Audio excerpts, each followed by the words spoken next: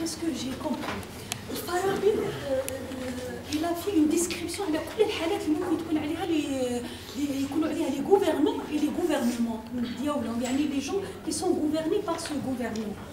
Il y a aussi قلت انت سي beaucoup plus philosophique. في الاخير قال من خلال انه المله حددت الاراء والافعال سواء للرئيس وحتى مرؤوسيه على اختلاف يعني مراتبهم وصولا الى الخدم، وتلك المله تحدد بحيث لا يجور احدهم على الاخر ودون ان ربما قال لك انزلوا الناس منازلهم دون ان تختلط الامور، يكون هناك سياق عام والكل يتقاسم يعني السعاده القصوى لا فيليسيتي ultime. D'après ce que justement je reviens à la dernière précision. قالت رأي le gouverneur في الملة الجاهل الفاضلة في الملة الفاضلة رأي le gouverneur il est inspiré de من الوحي. Justement la question est là. Donc les gouverneurs لازم يكونوا كاع c'est des prophètes.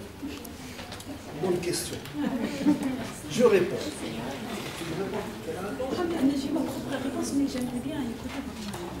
Il ne faut pas oublier que c'est un philosophe. Donc, الأولوية عنده هي الفلسفة. الفلسفة في قمة المعرفة.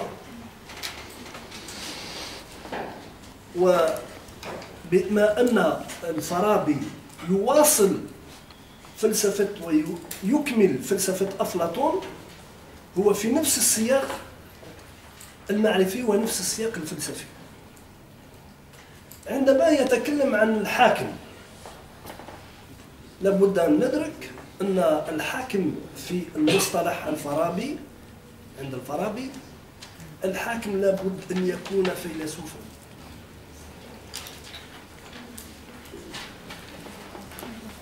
تكلم زميلك على الدستور. الدستور لم يعرف في التاريخ قبل القرون المعاصرة وقبل وصول الدستور كانت الميثاق. أما في الحكم القديم عندما أفلاطون يتكلم عن تدبير القلعة والحكم في الناس، الفكرة تاع أفلاطون لابد أن الحاكم يكون فيلسوف مع العلم أنه يعرف أن ذلك لم يحصل أبدا في تاريخ اليونان. لم يحصل. لماذا؟ لأن في التركيب المنظوري عند أفلاطون الحاكم عسكري. C'est un homme de guerre, c'est un seigneur de guerre, le roi de Thèbes, le roi de Sparte. Ce sont des monarques. Ce ne sont pas des philosophes. Donc, ils gèrent la société et quand Platon pose le problème de la cité idéale, Mythalia, c'est un projet. C'est un projet qui corrige la gestion de la cité, de la société, à travers la concertation et la consultation des forces sociales sur lesquelles s'appuie son gouvernement et qui configure sa gouvernance. Les forces sociales dans la Grèce ancienne, il y avait deux forces sociales importantes. C'est la force des chevaliers, c'est-à-dire des militaires, et la force des prêtres. D'où l'importance que va prendre la religion chez les Grecs. Le roi puissant, par la puissance militaire, est obligé de consulter le prêtre, de consulter les oracles. Comment le Farabi va-t-il transposer cette réflexion d'une société panthéiste vers une société monothéiste? C'est ça le problème. Le gros problème, il est face à cela. Le Farabi maintient le cap.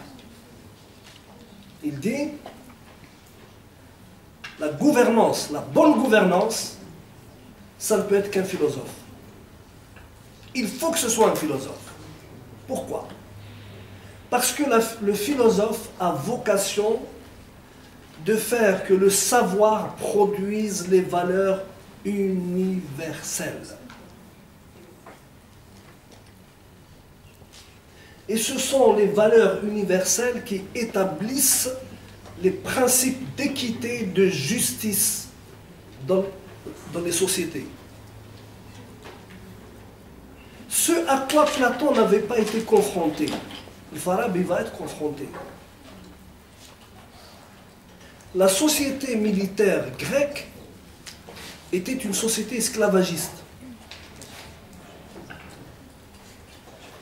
L'empire musulman hérite de l'esclavage. Il ne le règle pas. Malheureusement, on en a parlé. Je crois que la question reste ouverte. Il y a certes des incitations à la libération des esclaves. Mais il n'y a pas de prescription obligatoire. Que doit faire le philosophe? Le philosophe va essayer de donner à la gouvernance le cachet proprement philosophique qui se préoccupe d'universalité et qui va petit à petit faire accepter le principe de l'égalité absolue entre les êtres. L'égalité passe de statut dans les sociétés parce que c'est une idée qui est beaucoup plus tardive, mais l'égalité de principe. Et cette égalité de principe va faire que le Farabi, ne pouvant pas affronter de manière directe les khalifes, qui malheureusement n'étaient pas tous des philosophes, loin s'en faut, à part 2 ou 3 qui étaient férus de philosophie. Harun Rashid, Mamoun, Amin peut-être, mais les autres, la philosophie n'était pas du tout leur préoccupation. Et ils géraient des sociétés, un empire qui est polyculturel, polylinguistique, polyreligieux, multiethnique, etc. Or, la gestion de la cité musulmane pose le problème de la recherche de l'équilibre entre les différentes composantes de la société. D'où le principe fondamental dans la doxa musulmane. Tous les musulmans sont égaux. Il n'y a pas de différence entre un musulman et un arabe, sauf par la croyance. D'où la question de la foi. Donc chez le Farabi, pour qu'il y ait cet élément d'universalisation de la religion, il va mettre la religion non pas dans les dogmes, mais dans la foi. Vous êtes dans la religion vertueuse quand vous êtes dans la foi, la croyance. Et quand vous êtes dans la religion des dogmes et des pratiques, vous n'êtes pas forcément dans une religion vertueuse. Vous êtes dans une religion, mais il n'est pas forcé qu'elle soit vertueuse. Ce problème, Farabi ne l'a pas réglé. C'est pour ça qu'il a été condamné à l'apostasie par Abu Hamid al-Ghazali. Abu Hamid al-Ghazali. Le premier qui va essayer de régler cette question, c'est Ibn Rushd.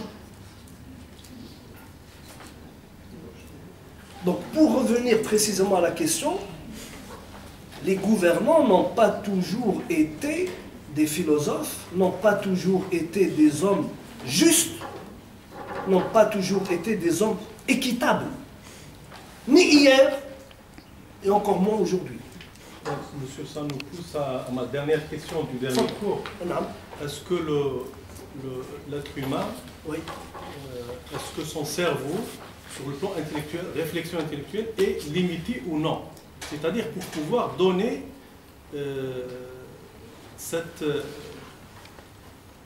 philosophie, cette interprétation sur le plan réel, sur le plan pratique. Oui. Est-ce que le cerveau humain est limité ou illimité dans sa réflexion intellectuelle? Alors, si c'est une question de neurobiologie, vous êtes mieux placé que moi pour y répondre. Justement parce Si que c'est une question de philosophie, le principe des philosophes, c'est que le Dieu, Allah, ou les dieux, parce que chacun a les siens, chaque société, chaque communauté, dispense les capacités par le savoir. Ils les mettent en potentialité. La possibilité pour l'esprit humain de pouvoir se surpasser est donnée à l'être humain par le savoir qu'il peut acquérir. Et il est précisé. Je rebondis sur la question posée par Fatiha tout à l'heure. Il est précisé que seuls les prophètes, je dis bien les prophètes, bénéficient de la science infuse. Al-wahyu lil-anbiya فحسب.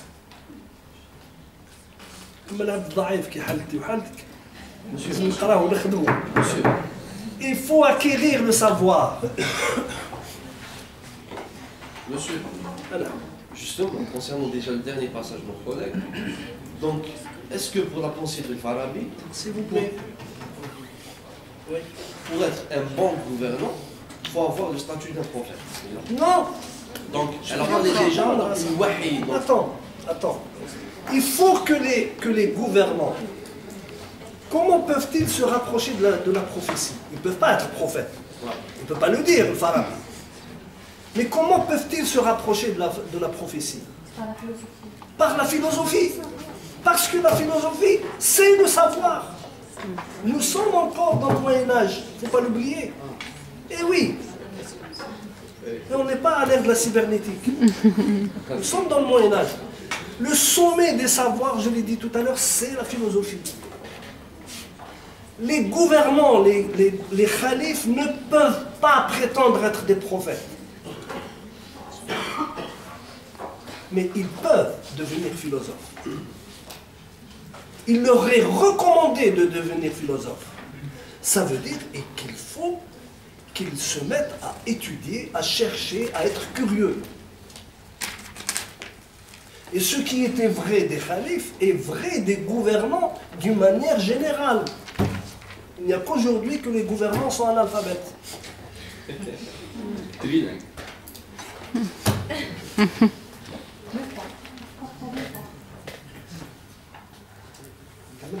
J'ai une question.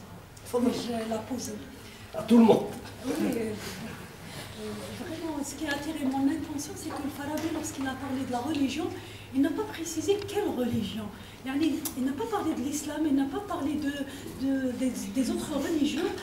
حسيت كأنه بصدد إعطاء مفاهيم يعني يونيفرسال وربما بالنسبة لي هل هذا الجانب خلى يعني بعض الناس ينفذون إلى فكره وربما يتهمونه بالكفر؟ يعني هل هذا شيء من هذا النوع؟ يعني j'ai pas compris pourquoi كفروا. أستاذ تفضلي. أقترح إجابتين يعني للسؤال الأول. السؤال